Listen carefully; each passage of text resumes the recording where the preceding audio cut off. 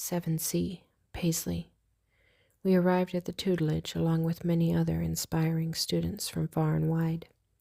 It was exciting to see so many people from around Aether.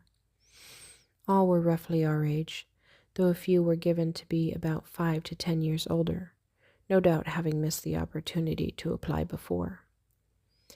The line was so long that we were waiting on the road outside the entry gate. It took many hours for us to reach the front, and we whiled away our time honing my skills and watching the other applicants as they passed by. As we drew nearer, my excitement changed to nervousness. I could feel the fire burning at my fingertips, waiting to ignite. Finally, my turn had come, and I was called from the carriage to stand before Jera. She greeted me briefly and asked for me to produce my name and talisman. Paisley Gallons, I said, as I pulled off my brooch and handed it to her. She inspected it thoroughly, turning it over in her hands. "Did you make this yourself, child?" Jera asked. "Yes," I replied, feeling on the spot and unable to muster up niceties. "What have you made it from, and how was it completed?" she continued. "It was made from fire rock that we harvested from the caves. I used my powers to melt it down and shape the metal," I answered. "Impressive," she added as she looked up at me from inspecting the brooch and handed it back. "Now let's see you use it." I cleared my mind, trying to figure out what I would demonstrate that might stand out from the rest. I looked around for inspiration, settling on the school's crest of sun and moon. Taking a deep breath, I closed my eyes again and imagined the crest before me. Fire ignited at my fingertips and lay out on my palms. I willed to form the sun and moon, then slowly rotated them around, one atop the other in a circle for several seconds. "Thank you, my dear. That's good enough," Jera stated as she shuffled through her applications. She quickly made notations on the application and then returned it to a second pile. "Thank you for coming," Jera said as she clasped my hand. "I'll be making my selections soon, and you should receive a letter in a week's time if you have been chosen." The others stood nearby, heartily cheering me on, though I hadn't even noticed during the presentation. It was as if Aether fell away, leaving me in silence. Alira wrapped me in a hug while Fenton slapped me happily on the back as he rocked back and forth in his excitement. We loaded back into the cart and made ready to leave as the next person was called forth. "How do you feel it went?" Alira asked. "I'm not sure," I answered, "but I feel like I should have conjured something more extravagant. Perhaps I should have summoned up Jera herself or the school." "Don't be hard on yourself," Fenton said. "It was a great performance. You'd likely muddle it up if you went with a stupendous showing. We all know how anxious you can get." "I suppose you're right," I said, as we all laughed. As we turned to leave, I remembered the questions I wanted to ask Jera. We hung back for a few hours, watching the other pupils perform their challenge. When all the carts had gone, we headed back to the schoolhouse. Jera was sitting with her stack of applications, looking up as we entered. "Good evening, Jera. Sorry to bother you," I started. "I just had a couple of questions for you, if you have a moment." I explained to her about the baby Alistair and the Mistress of the Night, asking her what she knew about her. Jera was in shock at the news and withdrew from her thoughts for a moment. She shuffled around with her books, grabbing a few down from the shelves. She flipped through them and then handed one to me. It was a worn book with soft, thick parchment. The title read, "The Celestial Gods." I glanced down at the page Jera had flipped to.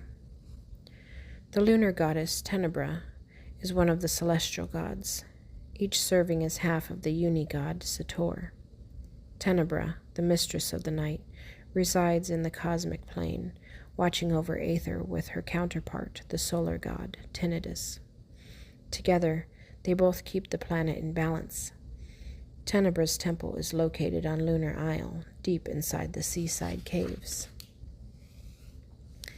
Tenebra consists of two of the elemental gods, Lacus, the aqua god, and Priscilla, the air goddess. This gives her dominion over both elements. Lunar Magus harness the powers of Tenebra, released during the birthing. Why would Tenebra kidnap my brother? I asked as I set down the book. It is said that Tenebra has long since desired a child, but it is forbidden among the gods to mate. The children born of the gods would surpass even their own powers. This would throw off the balance of Aether. With more power would come war, and with war, yet another decline of the planet. You said that these babies were twins, and she referenced them as prodigies? This would mean that they are to take the celestial gods' places when it is time for them to extinguish their power. Perhaps Tenebra wishes to teach him personally, or start a family of her own. This is all very concerning, though, and it makes sense with all the phenomenal weather we have been seeing these last months. We must convene the gods and search her out before the lands erupt in chaos, and the unbalanced nature ruins us all, Jera finished. Jera assured me that we would talk more on the matter at another time. For now, she had plenty of applications to get through before the week. She left me with the books that were pulled out to read up on. We took our leave and headed to the local inn. The next several days bore in laboriously as I waited for a letter to come with results. We would check the post daily, hoping beyond hope it would arrive. Finally, a little over a week later, a letter arrived from the tutelage. Paisley Gallons, due to the craftsmanship of your talisman and demonstration of harnessing your power, I welcome you to join the selection of candidates for the second challenge. You will have 1 month to prepare. You will be judged on how well you can harness your powers offensively, defensively, and proactively for the environment. Best of luck, Jera Kincaid. Also, about the matter of your brother, please bring with you an offering to the gods. We will visit the temple after demonstrations to call upon Tinnitus, your patron god. Yes, I screamed. I passed the first challenge. I handed the letter to Fenton as I flitted about the room happily. Fenton read over it, looking puzzled. What's this part about your brother? He asked curiously. In all the uproar over the tutelage, I'd forgotten to mention it to him. It was difficult enough speaking to Alira and his mother about it. I carefully relayed the story that Alira had shared with me. A mortified look came over him as I told of Tenebra and the baby.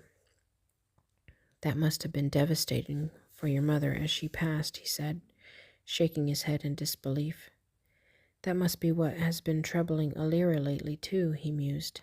At least Jera can try to help. That's a start. That night, I felt more hopeful than I had in quite a while. Not only was I a step closer to gaining entry into a renowned Magus school, but there was hope for help with finding Alistair. Warmth blanketed my skin as I lay in bed, thinking of the sweet baby brother I had yet to meet. I lay my head down to sleep, ready to take on a new day.